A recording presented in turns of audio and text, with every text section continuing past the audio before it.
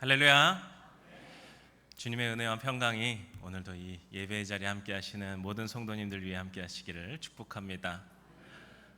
군포의 용호마을을 책임지고 있는 조용 목사입니다. 저희가 이번에 청소년부가 함께 비전 트립, 히로시마 비전 트립을 다녀와서 이렇게 자리에 서서 말씀을 나누게 되었는데요. 일단은 오늘 우리 준비한 영상 함께 보고 말씀 나누도록 하겠습니다.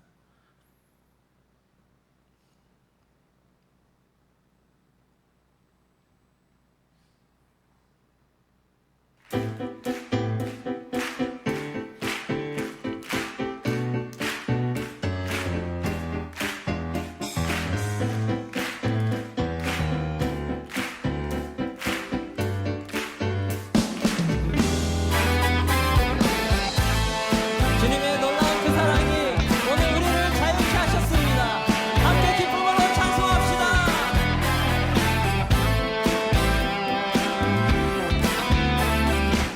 예수보다 더 큰 사랑, 예수보다 더 큰 사랑, 그 누구도 줄 수 없네. 우리에게 자유 주신 그 큰 사랑, 예수보다 더 큰 사랑, 예수보다 더 큰 사랑, 그 누구도 줄 수 없네. 우리에게 자유 주신 그 큰 사랑.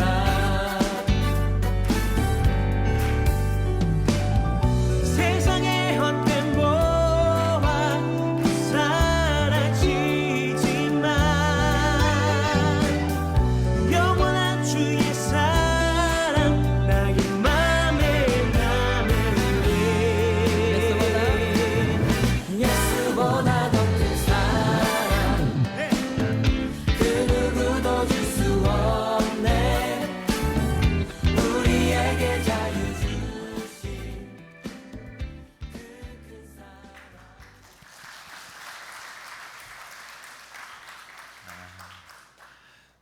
참 잘 만들었죠? 네. 제가 만들어서 그런 게 아니고요. 이번 비전 트립에 함께했던 이 최준서 학생이 이번에 이 영상을 만들어 줬습니다. 사실 준서가 이번 비전 트립 그 가기 직전에 이 감기에 좀 심하게 걸리고 이게 또 일정도 이게 쉽지 않았다 보니까요. 최근까지도 계속 병원을 다니고 지금 고생을 하고 있는데요. 그런 가운데서도 제가 한번 해봐라 해서 영상을 이렇게 해줄라 했더니 이렇게 멋있게 잘 만들어 주어서 참 감사한 마음입니다. 저희가 이번 비전 트립은 저와 함께한 우리 친구들에게도 참 의미가 있는 시간이었지만 저에게는 또 다른 한편에서 감동이 있는 시간이었습니다. 앞서 목사님께서도 소개해 주셨지만 제가 이제 이 해림교회에 함께한 지가 벌써 8년 차인데요. 그런데 그동안 단기 선교든 이번 이런 비전 트립이든 이렇게 교회적으로 해외에 나갔던 적이 없었던 것 같아요. 저 몰래 나가신 적이 있는 게 아닌 이상. 그렇다 보니 저에게 있어서 이번 비전 트립은 이제까지 우리 교회에 있으면서 우리 해림교회 이름으로 처음 외국에 또 선교라는 이름으로 다녀온 시간이었습니다. 그래서 그런지 이번 이렇게 준비하는 모든 시간들이 참 감사하고 저에게 행복한 시간들이었는데요. 사진을 봐주시면은 이번 비전 트립을 위해서 저희가 모금하고 이렇게 준비했던 겁니다. 그래서 뻥튀기 아이스크림, 또 레몬 아이스티도 만들어보고 더치커피, 또 사진에는 제가 못 찍었더라고요. 근데 미숫가루까지도 이렇게 준비를 했었죠. 근데 제가 사실 요 모금하고 이런 거 준비할 때 처음에 참 걱정이 많았습니다. 이게 얼마나 모금이 될지 해본 적이 없으니까 가늠이 잡히지도 않아서 이 예산도 이렇게 정할 수가 없겠더라고요. 그런데 이 준비하는 과정에서부터 참 많은 분들이 저희가 어리숙한 부분들이 있으니까 많이들 도와주시고 또 관심 가져주시고 또 모금에도 얼마나 많은 분들이 참여해 주시고 후원해 주셨는지 정말 놀라웠습니다. 또 몇 분은 오셔가지고 더 달라고 리필도 해가시고 리필해 가셨다고 해서 더 후원도 해주시고 참 감사한 시간이었습니다. 이 시간을 빌어서 이렇게 후원에 함께 해주시고 또 이번 비전 트립을 위하여서 관심으로 또 기도로 함께 해주신 우리 모든 성도님들께 진심으로 감사의 말씀을 드립니다. 그리고 저는 이번 준비 과정 그리고 이번에 이렇게 다녀오면서 이런 생각이 들었습니다. 저희가 이번 비전 트립을 다녀온 것이 어떻게 보면은 작은 발걸음이고 소소한 시작일 수 있겠지만 이것을 계기로 이제 우리 교회가 해외로 또 선교로 뻗어나가는 시작이 아닌가라는 생각이 들었습니다. 그래서 다음번에는 우리 청소년만이 아니라 이렇게 다 함께 선교를 가는 그런 것들을 꿈꾸고 소망하게 됩니다. 제가 아멘이시죠 하려고 그랬는데 벌써 아멘을 해주셔서 감사하네요. 이제 말씀을 나눌 텐데요.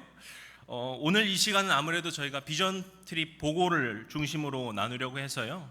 앞에 한 3분의 2 정도의 내용은 이 비전 트립을 좀 보고하는 형식으로 그곳에서 보고 느끼고 경험했던 일들 또 저희 팀원들과 나누면서 이야기했던 그것을 토대로 말씀을 나누고자 하고요. 그리고 오늘 본문은 제가 일본 그 현지 교회에서 나누었던 본문 말씀인데요. 남은 한 3분의 1 정도의 시간은 그 말씀을 중심으로 이야기를 나누고자 합니다. 이 시간 말씀을 나누실 때 외국에서 주님의 복음이 전해지고 있는 그 선교지의 현장을 통하여서 주님께서 주시는 그 은혜와 가슴을 뜨겁게 하여 주시는 감동이 함께 하시기를 주님의 이름으로 축복합니다. 저희는 누차례 말씀드렸지만 일본 히로시마를 다녀왔고요. 정확하게는 히로시마 현에 있는 미요시라고 하는 작은 도시를 다녀왔습니다. 우리에게는 참 가깝고도 먼 나라이고 또 주님의 복음이 우리나라보다 먼저 전해졌지만 여전히 복음이 들어가지 못하고 있는 나라, 그 일본이라고 하는 곳을 만나고 왔습니다. 또 그곳에서 헌신하시는 선교사님과 그 가정 그리고 그곳에 있는 성도님들을 만날 수 있는 시간이었습니다.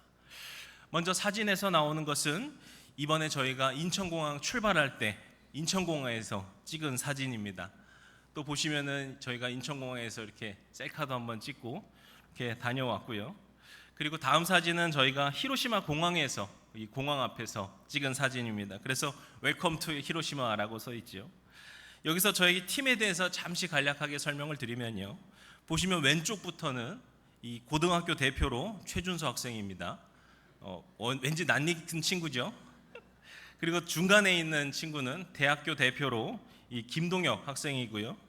또 이 마지막 그 끝에는 우리 귀염둥이 막내 중학생 대표로 홍인아 친구고 또 아저씨 대표로 저까지 이렇게 해가지고 이렇게 총 4명이 팀을 이뤄서 이번 히로시마 비전 트립을 다녀왔습니다. 혹시라도 해서 말씀드리는 거지만 대표라는 거 농담으로 하는 말입니다. 그냥 다음번에는 더 많은 사람들이 함께하면 좋겠습니다. 준서랑 동혁이 같은 경우는 제가 초등부 또 중고등부를 계속 같이 해왔던 친구들이다 보니까 워낙 친했었는데요. 이번에 인화까지 이렇게 함께 다녀오게 되면서 다 함께 이렇게 친해지고 가까워질 수 있었습니다. 특별히 이번 비전 트립 중간에 선교사님께서 남자애들만 있다고 저희에게 온천 체험을 시켜주셨는데요. 서로 볼 꼴 못 볼 꼴 다 본 사이가 돼서 더 친해진 것 같기도 합니다. 그리고 우리 팀원들이 참 얼마나 아직은 학생들인데도 불구하고 얼마나 성숙하게 이번 비전 트립을 함께 해줬는지 참 그 친구들한테도 감사한 마음입니다. 이 대학생인 동혁이는 회계를 맡아서 어떤 재정적인 부분들을 다 이렇게 정리하는 것들을 해주고 보신 것처럼 준선이 이렇게 영상을 찍어서 영상 쪽을 담당해주고 우리 인화는 이렇게 형들을 서포트해주면서 저도 도와주고 하는 일들을 했었는데요. 빈말이 아니라 제가 인솔을 하면서 이렇게까지 수월하게 다녀와 본 적이 없는 것 같아요. 제가 또 선교사 자녀다 보니까 단기 선교 인솔도 많이 해보고요. 또 저도 단기 선교를 이렇게 수차례를 다녀와 봤는데요. 이 단기 선교 과정을 보게 되면은 준비할 때든 선교 중이든 아니면 다녀와서든 꼭 뭔가 일이 하나씩 터지는 거예요. 막 준비하다가 감정 상해가지고 서로 이렇게 슬퍼하기도 하고 선교 기간 동안에 갑자기 날씨가 안 좋아가지고 막 폭풍우가 쏟아져가지고 일정이 취소되기도 하고 제가 겪었던 것 중에 누가 소매치기를 당하셔가지고 한동안 고생도 하고 막 그랬던 기억도 있는데요. 그런데 이번에는 날씨부터 해서 일정까지 정말 무탈하고 행복하게 다녀올 수 있었습니다. 이것이 모두 주님의 은혜이고 또 성도님들의 기도이고 또 우리 팀원들이 협력해줘서 모든 것이 가능했던 것 같습니다. 이제 본격적으로 선교의 과정의 이야기를 좀 나눠보려고 합니다. 아무래도 히로시마 하면은 가장 먼저 떠올리게 되는 것이 원자폭탄이 투하된 곳이다라는 것일 텐데요. 그래서 그곳을 기념하는 박물관이 있는데 그곳이 아무래도 가장 인상 깊었던 것 같습니다. 사진을 보시면은 이곳이 정식 명칭으로는 사진에는 저희들이랑 선교사님만 거의 나오긴 하지만 이곳이 히로시마 평화 기념관이라고 합니다. 처음에 저희가 가기 전에 생각했을 때는 이곳에 사람이 얼마나 올까라는 생각이 들었어요. 우리도 국내 여행을 가면은 그 동네 박물관 그렇게 잘 가지 않지 않습니까? 그런데 여기 평화기념관에는 일단 현지 일본 분들이 굉장히 많이 찾으시더라고요. 또 외국인들은 서양인들이 많이 오시는데 정말 이렇게 사람이 많아 싶을 정도로 정말 많은 사람들이 계시더라고요. 그리고 다음 사진을 보시면은 이것은 원폭 때 돌아가신 히로시마에 계셨던 조선인들을 위한 위령비입니다. 옆에는 이제 선교사님께서 설명해 주시는 거고요. 이것도 정말 충격적이었던 부분이 강제징용이나 이런 일 때문에 피해를 입은 조선인들도 계시겠다 이 정도로 생각을 했었거든요. 그런데 여기서 보니까 이때 약 2만여 명의 조선인이 피해를 입었다라고 하더라고요. 당시 히로시마 원폭으로 피해를 입은 사람이 전부 다 해서 총 20여만 명으로 추산을 하거든요. 그러니까 그 중에 10%에 달하는 피해자가 조선인, 그러니까 우리 한국 사람들이었던 거예요. 그래서 원폭을 피해를 입은 사람 중에 우리나라 사람이 이렇게 많다는 것도 충격이었고 우리가 그 사실에 대해서도 잘 모르고 있었구나라고 하는 생각도 하게 되었습니다. 그리고 다음 사진을 보시면은 이것은 왼쪽에 보시면 이거는 원폭돔이라고 알려진 건축물인데요. 이 건물 자체는 역사적 맥락에서는 별 관련이 없는 상업 점시관이었다고 합니다. 그런데 원자폭탄이 터지고서 그 일대의 모든 건물들이 형체도 없이 다 사라졌는데 이 건물만이 이렇게 형태가 좀 보존되어 있고 돔 형태까지 남아 있어서 이것이 하나의 역사가 되어서 지금까지 보존되어 있는 건물이라고 하고요. 그리고 오른쪽 사진은 보통 히로시마 관광을 오셔도 잘 찾아보질 못하시는 곳이라고 하는데요. 저 장소가 히로시마 그 원자폭탄이 터진 폭심지로 추정되는 장소라고 합니다. 그러니까 저 지점에서 한 600m 위에서 이 원자폭탄이 터졌을 것으로 추정되는 곳이죠. 아무튼 이렇게 원폭에 관련된 장소들도 보고 그 평화기념관 내부도 이렇게 쭉 관람을 하고 왔는데요. 근데 아무래도 우리는 이 대한민국 사람이다 보니까 이곳에서의 이질감을 좀 느낄 수 있었습니다. 이것이 저만 느끼나 했는데 저희들이 다 다녀오고 나서 친구들이랑도 서로 느낀 점을 나누는데 모두 한 마음으로 이상함을 느끼는 거예요. 그것이 뭐냐니까 이 박물관이라고 하는 곳은 원래 다른 곳들도 다 마찬가지로 이 기승전결이라는 것이 원래 있습니다. 자연사 박물관에 가면은 자연의 발생부터 시작해서 그것이 현재 어떻게까지가 됐고 미래는 어떻게 될 것인가 이런 것들을 이렇게 흐름으로 이어지게 되고요.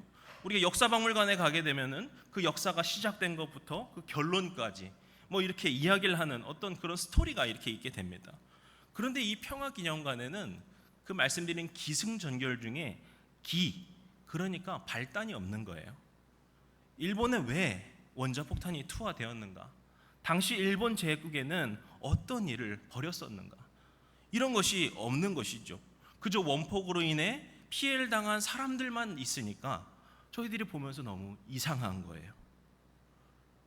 그러니까 당시에 극심한 피해를 당하고 일순간에 가족을 잃고 평생 고통받는 그분들을 보면 너무 안타까운데 이걸 마음 다하여서 공감하기에는 이전까지 자신들이 우리나라를 비롯한 다른 나라에 식민 지배를 하고 그 나라들의 수탈과 고통을 했던 그 일에 대하여서는 숨기는 느낌이 드니까 이게 쉽게 공감할 수 없는 참 찜찜한 기분이 들더라고요. 그래서 일본이라는 나라가 우리에게 한편으로는 지리적으로도 문화적으로도 참 가까운 나라인데 그러면서도 멀게 느껴지는 이유가 바로 이런 것이구나 싶었습니다.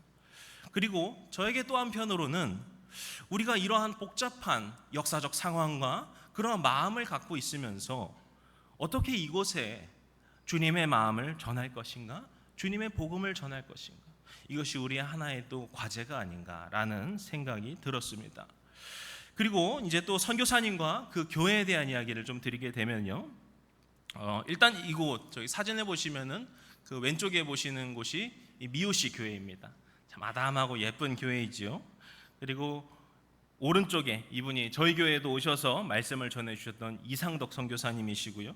다음 사진을 보시면은 이 왼쪽에 이분이 그 저희한테 이번에 애니어그램 교육이라는 것도 해주시고 저 이렇게 맛있는 음식으로도 또 이렇게 섬겨주셨던 오윤종 선교사님이십니다. 이상덕 선교사님과는 여기저기 이동하는 중간에 시간들이 많아서 제가 많은 이야기를 나눌 수 있었는데요. 이곳 미오시시는 약 4만 7천여 명이 살고 있는 작은 도시라고 합니다. 그런데 놀라운 거는 4만 7천 명이 그래도 살고 있는데 이곳에 있는 교회가 총 6곳이라는 거예요. 그래서 선교사님께서 약간 우스갯소리처럼 말씀하시는 것이 여기는 우리 목사님 한 명이 한 8천 명의 영문을 책임지고 있습니다. 이렇게 말씀을 하시더라고요. 근데 그렇다고 해서 성도들이 많은 것도 아닙니다. 그 어느 교회에도 성도가 별로 없다라고 해요. 이것은 이곳 미오시뿐만이 아니라 일본에서는 한 50명만 모여도 큰 교회라고 할 정도로 성도가 별로 없다라고 합니다. 거기다가 선교사님이 지금 섬기고 계신 이 미오시 교회는 이곳의 유일한 제1동포 교회인데요. 또 사진을 보시면은 이분들이 미오시 교회 성도님들이십니다. 이날은 좀 몸이 편찮으셔서 좀 연세들이 다들 많으셔서 편찮으시면 못 오신다고 하시는데 이렇게 좀 가족처럼 있는 곳이 이 미오시 교회였습니다. 이분들은 자신들의 부모님이나 아니면 조부모님 세대에서 강제징용 때문에 끌려와서 제1동포로 지금까지 남게 된 분들이신데요. 광복이 되고 나서도 이 히로시마에 있는 분들은 가시는데 이 미오시 먼 곳에서는 잘 못 가시는 거예요. 또 그렇게 이 작은 공동체로서 이분들이 남아 있었던 것이죠. 그 한 10명 남짓 되는 교회가 이 미오시 교회였습니다. 그래서요, 이 이상덕 선교사님이 이 미오시 교회에 오시기 전까지 6개월 동안은 이곳에 담임 목회자가 없었다라고 합니다. 일본의 선교사님이 그렇게 많지도 않고 또 현지 목회자도 몇 분 안 계시다 보니까 이 시골에까지, 그것도 이 제1동포 중심이라는 이 특수한 교회까지 오실 일이 잘 없는 거예요. 그래서 6개월간 담임 목사님도 없이 그냥 성도님들만 교회에서 모여서 예배를 드리다가 한 달에 한 번 정도 지역 인근에 계신 다른 목사님이 오셔서 말씀을 전해주시는 정도가 전부였다라고 하더라고요. 그런데 그곳에 이 이상덕 선교사님이 오시면서 그제서야 자기들의 담임 목사님이 생긴 거라고 말씀을 하시더라고요. 그래서 그 이야기를 듣는데 참 선교사님이 귀한 사역을 감당하고 계시는구나 이런 생각이 들었습니다. 우리가 그냥 멀리서만 그 교회를 보게 되면은 작은 규모의 그냥 가족 규모의 교회구나 라고 보고 스쳐 지나갈지도 모릅니다. 근데 우리가 이것을 알게 되었을 때 이 미오시 성도님들에게 있어서 선교사님은 그들에게 6개월 동안, 반년 동안 없었던 영적 지도자인 겁니다. 어쩌면 또 자신들을 이끌어줄 그 목회자가 앞으로 더 이상 오지 않을 것이라고 생각할 그런 상황 속에서 그분들에게 찾아와 예배와 목양으로 섬겨주시는 선물과도 같은 분이셨던 것이죠. 그렇게 소외된 교회를 마음을 품고 또 그곳에 주님의 영혼들을 돌보시는 사역을 보면서 선교사님의 사역이 참 귀하고 아름다운 주님의 마음으로 하시는 사역이구나라는 것을 함께 경험할 수 있었습니다. 그리고 선교사님을 통하여서 이곳 성도님들에 대한 여러 가지 이야기들을 또 들을 수 있었는데요. 그분 중에 한 분에 대한, 그 한 성도님에 대한 이야기를 마지막으로 이 비전 트립 보고 내용을 좀 마무리하려고 하는데요.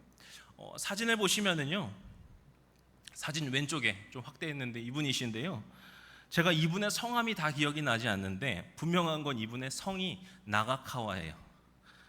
왜냐하면은 이분의 친척 중에 예전에 이 일본 프로야구를 뛰었던 나가카와 가스히로라고 하는 그 왼쪽 보이시죠? 이분이라고 하시더라고요. 근데 이분이 히로시마 프로야구 팀에서 최다 세이브 기록을 갖고 있는 아주 유명한 투수라고 합니다. 그래서 가끔 가끔 이 교회도 찾아오시고 하신다고 하더라고요. 근데 제가 이분 성을 기억하는 건 이 프로야구 선수 때문이 아니고요. 이 성을 한자로 하게 되면요, 아마 한자를 아시는 분들은 보시면 아실 수 있을 텐데 좀 작긴 하지만 이 영천이라고 합니다. 이 영천이 그 경상북도에 있는 그 영천시를 말할 때 그 영천입니다. 그러니까 자기 부모님이 강제징용으로 일본에 끌려와서 미요시에 그 댐 건설을 하는 일에 투입이 됐었는데요, 나중에 광복이 되고 나서도 미요시에서는 돌아갈 방법이 없으셨다는 거예요, 고향에. 그래서 결국에 이곳에 남아 계셨는데, 일본에 남으려면 일본식 성이 있어야 되는데 그때 자기 고향의 이름을 담아서 고향 영천을 성씨로 삼아서 지금까지 이렇게 되신 거라고 합니다. 그런데 어쨌든 이분이, 이 성도님이 청년이 되고 나서 자기 이제 부모님에 대한 어떤 그 역사의 이야기를, 자기 고향에 대한 이야기를 듣고 나서 자기가 그 아버지 고향에 가보겠다고 경상북도 영천에 가셨다라는 거예요. 그분 한국말도 거의 못 하시거든요. 그런데 어렵게 그 영천에 어떻게든 도착을 하셨다고 해요. 그리고서 아버지 집 쪽으로 가려고 택시를 잡아서 가시는데요, 택시에 타서 기사님과 이야기를 하다 보니까 그 기사님이 이분이 제일교포라고 하는 걸 알게 되신 거예요. 근데 그러니까 갑자기 그 택시를 세우시더니 막무가내로 내리라고 하셨다는 겁니다. 그리고서 이분에게 이렇게 말씀하셨다고 하는데, 참 그 말이 얼마나 상처가 되셨던 건지 지금까지도 그것을 기억하셔서 선교사님에게 말씀을 해주셨다고 하는데, 그게 무슨 말이냐 하니까 그 성도님한테 반쪽발이 이렇게 말하면서 가셨다는 거예요. 그래서 저도 이 이야기를 전해 들으면서 참 참담하고 가슴이 아프고 속이 상했었는데, 당시 그 아버지의 고향에 가보려다가 그런 말을 들은 이 성도님들의 마음이 얼마나 아프셨을까, 참 안타까웠습니다. 그런데 그 택시 기사님의 말은 정말 나쁘고 악한 말이 맞고요, 또 지금에는 그런 말이나 생각을 하시는 분도 거의 없을 겁니다. 하지만 또 한편으로는 앞서 말씀드린 우리나라와 그 일본 사이에 그 엉켜져 있는 그 역사적인 실타래로 인하여서 우리나라도 당시 아픈 상처와 감정의 골이 깊었기 때문에 그러지 않았는가 싶어서 이것이 참 어려운 문제이구나 라는 생각이 들었습니다. 그래서 우리에게 중요한 것은 이러한 상황을 보면서 단순히 누구를 비판하고 어떤 것을 비판하는 것으로 끝나는 것이 아니라 우리 그리스도인들은 어떤 마음을 가지고 살아야 할지가 중요하다고 생각이 됩니다.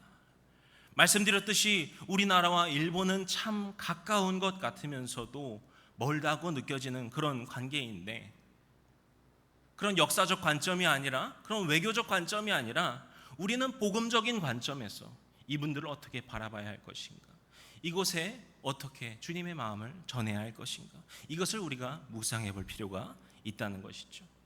그런 의미에서 오늘 본문을 가지고서 이 미요시 성도님들과 함께 말씀을 나눴는데요, 오늘 이 시간에도 우리 성도님들과 이 말씀을 함께 나누고자 합니다. 오늘 본문 말씀은 초대교회가 형성되고 나서의 모습을 설명하고 있는 말씀입니다. 오순절에 성령 강림 사건이 나타나고 베드로가 그 모인 사람들에게 주님의 복음을, 말씀을 전하게 되죠. 그렇게 성령 안에서 하나 되어서 그리스도를 믿는 믿음 안에 모인 교회가 생긴 겁니다. 그런데 이 초대교회 안에는 참 다양한 사람들이 있었습니다. 물론 초대교회 대다수는 유대인들이었지만요, 우리가 유대인이라고 할 때 놓치는 부분이 있는데, 당시 유대인은 정말 다양한 국적의 사람들로 모여 있었습니다. 우리가 오순절 사건만 보시더라도요, 이때 오순절을 지내기 위해서 유대인들이 모인 겁니다. 그런데 이때 5절을 보시면은요, 동네에서 사람들이 모였다라고 말하지 않아요. 천하 각국에서 유대인들이 모였다라고 합니다. 왜냐하면 이때 유대인들은 우리가 아침 예배 때 묵상하고 있는 예레미야서에서 나오는 것처럼 계속되는 멸망과 식민 지배를 반복하게 됩니다. 아수르에 의해서 멸망하고, 바벨론에 의해서 멸망하고, 페르시아에도 여전히 식민 지배를 있고, 그러다 헬라에도 식민 지배를 당하다가 지금은 로마에까지 식민 지배를 당한 것이거든요. 그래서 이 과정에서 계속되는 유대인들이 다른 여러 나라에 뿔뿔이 흩어져서 살게 된 겁니다. 그리고 그곳에서 자손을 이루고 몇 대까지 이루게 된 것이죠. 그래서 이들을 흩어졌다라고 하는 헬라어 의미로서 디아스포라 유대인이다 이렇게 부르는데요. 여담으로 우리나라도 고려인, 조선족, 제일교포, 재미교포 이렇게 해서 흩어져 있는 한민족들이 있죠. 그래서 이들을 부를 때에도 디아스포라 한국인이다 이렇게 부르기도 합니다. 아무튼 그러니까 초대교회의 대다수는 유대인으로 구성되어 있지만 이들이 다 같은 모두 하나 된 그 유대인들이 아니라 문화적으로도 언어적으로도 국적으로도 역사적으로도 정말 서로 다른 사람들이 모여 있다라는 겁니다. 게다가 이 당시는 철저한 계급 사회였지요. 사람 취급받지도 못하는 노예층부터 해서 자유민, 상류층, 귀족까지 해서 철저하게 계급으로 구분되어 있는 사회였습니다. 이렇게 너무나도 다른 사람들이 갑자기 교회라고 하는 그 이름 아래 서로 모였다라는 겁니다. 이렇게만 들으시면 어떠세요? 이 초대교회의 모임은 정말 혼란스러웠겠구나, 정말 정신이 없었겠구나, 우리는 그렇게 생각을 해볼 수도 있을 것 같거든요. 그런데 이 초대교회 공동체의 모습에 대해서 본문은 이렇게 설명합니다. 42절 말씀 한번 같이 읽어보도록 하겠습니다. 42절입니다.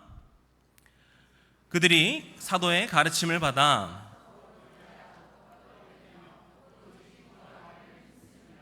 아멘. 그들이 어떻게 했다라고 말하죠?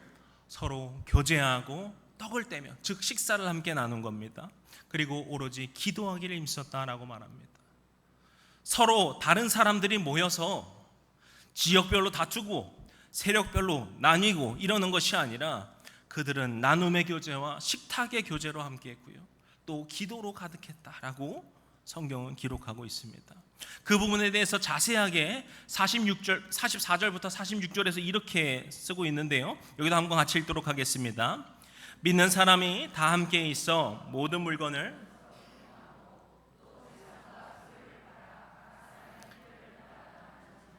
날마다 마음을 같이하여 성전에 모이기를 힘쓰고 집에서 떡을 떼며 기쁨과 순전한 마음으로 음식을 먹고. 아멘. 앞서 말씀드린 것처럼 초대교회는 여러 계급층이 서로 섞여 있었습니다. 그러니 계급에 따라서 빈부격차라고 하는 것도 말할 수 없을 정도로 컸죠. 그리고 이 로마 사회는 이러한 빈부격차, 이 계급의 격차라는 것을 너무나도 당연하게 여겼습니다. 하지만 교회 공동체는 그러지 않았다는 거예요. 서로 주 안에서 한 자녀라는 주님의 몸된 교회라고 하는 그것을 그들이 알았기 때문에 그들은 서로 도왔습니다. 서로 물건을 그래서 함께 썼고요, 자신의 재산을 팔아서 그것을 나눠 쓰기까지 합니다. 그리고 46절에 그들이 같이 모여서 식사를 했다라는 것을 표현하고 있는데요, 로마 사회로 볼 때 노예 계층의 사람들이 자유민들 혹은 그 위의 사람들과 함께 식사한다는 것은 있을 수 없었습니다. 하지만 이들은 그러한 세상의 계급 따위는 신경 쓰지 않았습니다. 그래서 함께 식사를 나눕니다. 이렇게 세상에 없는, 세상에선 경험할 수 없는 공동체가 바로 교회였다는 겁니다. 그리고서 그 결과 놀라운 사실이 이어지는 마지막 구절에 나오는데요, 47절 같이 읽도록 하겠습니다. 하나님을 찬미하며 또 온 백성에게 칭송을 받으니 주께서 구원받는 사람을 날마다 더하게 하시니라. 아멘. 보시면 하나님을 찬미하며 온 백성에게 칭송을 받았다라고 말합니다. 여기서 말하는 온 백성은 말 그대로 믿지 않는 사람들, 그 교회를 바라보고 있는 그 믿지 않는 사람들을 모두 포함한 겁니다. 이 초대교회를 바라본 세상의 사람들이 그 교회 공동체, 그 성도들을 바라보면서 정말 이상한 사람들이야 손가락질한 것이 아니라 그들을 칭송하고 높였다는 겁니다. 그리고 그들이 감동을 받아서 그곳에 구원받는 사람이 날마다 더하여졌다라고 설명을 합니다. 그들이 왜 그런 반응을 보였을까요? 너무 당연하지만 그 교회 공동체와 성도들의 그 행실이, 그들의 모습이, 그들의 삶이 너무 보기 좋았기 때문이겠죠. 생각해보면 당연히 그럴 겁니다. 당시 로마 사회는 발전된 문명이고 가장 강력한 제국입니다. 하지만 그와 함께 계속 말씀드린 것처럼 계급으로도 구분되어 있고요, 국적으로도 구분되어 있고요, 말씀드린 그 빈부의 격차까지 있었기 때문에 가난한 사람들, 노예 계급의 사람들은 고통받고 외면받을 수 있는 것이 그 사회였습니다. 그런 사회적 상황들, 계급이라고 하는 그 넘을 수 없을 것 같은 그 벽을 깨뜨린 곳, 그리고서 서로 사랑할 수 있었던 곳, 서로 섬길 수 있었던 곳이 바로 교회였다라는 겁니다. 그들이 모여서 기도하고 구하였던 것은 너 어느 나라에서 왔어? 너 어디 출신이야? 너 계급이 뭐야? 이것을 따지는 것이 아니라 오직 예수 그리스도의 이름 아래 모여 그분의 사랑과 섬김과 희생을 실천하는 곳이었습니다. 예수님께서 우리를 위해 보여주신 그 십자가의 한없는 사랑을 묵상하고 마음에 새겨서 그 사랑을 품고 서로 사랑하고 용서하고 용납하고 위로할 수 있는 것이 바로 교회였던 것이죠. 그렇기에 온 백성들이, 세상의 모든 사람들이 이 교회를 보며 존경하고 칭송할 수 있었던 것입니다. 저는 이것이 지금 우리 모든 교회에 필요한 덕목이다, 목적이다 라고 생각합니다. 이번 비전 트립에서 다녀온 일본과 우리나라는 참 서로 다릅니다. 그리고 저희 부모님이 계신 러시아를 가면은요, 거기는 정말 말할 것도 없이 달라요. 그런데요, 또 같은 나라에 있는 우리조차도 서로 참 다양한 사람들이 우리는 모여 있습니다. 그런데 우리가 세상적인 가치관, 세상적인 목표나 세상적인 주제를 가지고 모인다면 우리 교회는 결국 뿔뿔이 흩어질 수밖에 없을 것입니다. 그리고 세상은 그런 우리를 보면서 당신들도 매 한 가지거나 이러며 손가락질을 할 수 있겠죠. 하지만 초대교회가 보여준 그 모습을 우리가 마음 깊이 새기며 살아간다면, 그렇게 기도로 모이기에 힘쓰고 사랑으로 교제하고 서로를 위해 희생하고 헌신하고 예수님의 사랑을 실천하고 용서하고 품어주고 위로하고 서로를 안아줄 수 있다면, 그러한 우리를 통하여서 주님께서 놀라운 일을 행하여 주실 줄로 믿습니다. 결코 뭉칠 수 없고 서로 다르다고 생각했던 사람들이 모여서 주님 안에서 하나 된 교회가 무엇인지를 경험하고 참된 기쁨을 누릴 줄로 믿습니다. 그리고 우리가 그러한 모습으로 교회 공동체 안에서 살아갈 때 그 주님의 마음을 품고 세상으로 나아가 또한 주님의 섬김으로 살아갈 때 온 백성이 칭송하는 교회가 우리 교회가 되고 구원받는 백성을 날마다 더하시는 역사가 우리 교회 안에 임할 줄로 믿습니다. 이것은 지금 우리가 새롭게 도전해야 될 과제의 이야기가 아닙니다. 2000년 전에 초대교회가 그러했고 우리의 믿음의 선진들이 지금까지 걸어왔던 길입니다. 이제 우리도 그저 그 길을 함께 걸어가는 것입니다. 우리는 대한민국 국민으로서는 일본이라는 나라와 복잡한 마음을 갖고 있기도 하겠지만, 그 일본도 우리를 그렇게 바라볼 수 있겠지만, 우리는 그런 것이 아니라 주님 안에 하나 된 교회이기 때문에 서로를 위하여서 기도할 수 있고 서로를 위하여서 섬길 수 있고 서로를 사랑할 수 있는 줄로 믿습니다. 사랑하는 성도 여러분, 오늘 이 시간 우리 모든 성도님들에게 이 일본 선교지에서의 이야기가 모두의 마음 가운데 울림이 있고 또 복음의 역사를 경험할 수 있는 귀한 시간이 되셨기를 소망합니다. 그리고 이제 이 미오시 교회와 우리가 육신으로는 바다 건너 멀리 떨어져 있지만 영적으로는 서로 기도로 중보하고 주님 안에서 하나 된 주님의 교회인 줄로 믿습니다. 우리가 교회를 섬기고 주님의 사랑으로 교제하며 주님께 영광을 돌림으로써 우리 교회뿐만이 아니라 주님의 모든 교회를 아름답게 세우시는 귀한 헌신이 될 줄로 믿습니다. 그러한 복음의 사람, 주님의 사랑과 희생으로 살아가시는 믿음의 성도로 거듭나시는 우리 해림의 모든 성도님들 또 모든 예배자들 되시기를 주님의 이름으로 간절히 축복합니다. 기도하시겠습니다.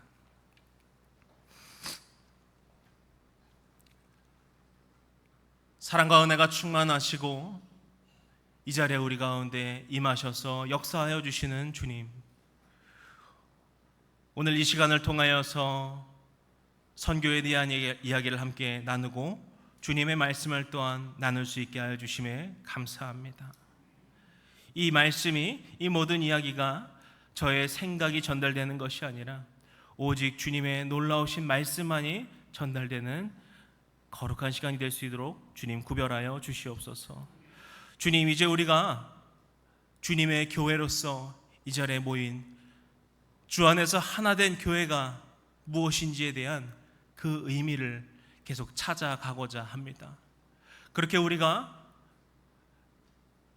바다 건너에 있는 교회를 위하여서도 기도하고 우리 안에서도 서로를 위하여서 중보하고 섬길 수 있고 세상으로 나아가도 희생과 섬김으로 살아갈 수 있는 주의 거룩한 믿음의 사람들 될 수 있도록 우리를 인도하여 주시옵소서. 그렇게 우리를 통하여서 주님께서 놀라운 일을 행하여 주시고 구원받는 사람이 날마다 더하여지고 온 백성에게 칭송을 받고 그렇게 주님께 영광을 돌려드릴 수 있는 거룩한 주님의 교회 헤림교회로 은혜의 숲으로 주님께서 우리를 채워주시옵소서. 주님께서 우리를 그렇게 인도하여 주시고 모든 것을 도와주실 것을 간절히 바라옵고 믿사오며 모든 말씀 예수님의 이름으로 기도드렸습니다. 아멘.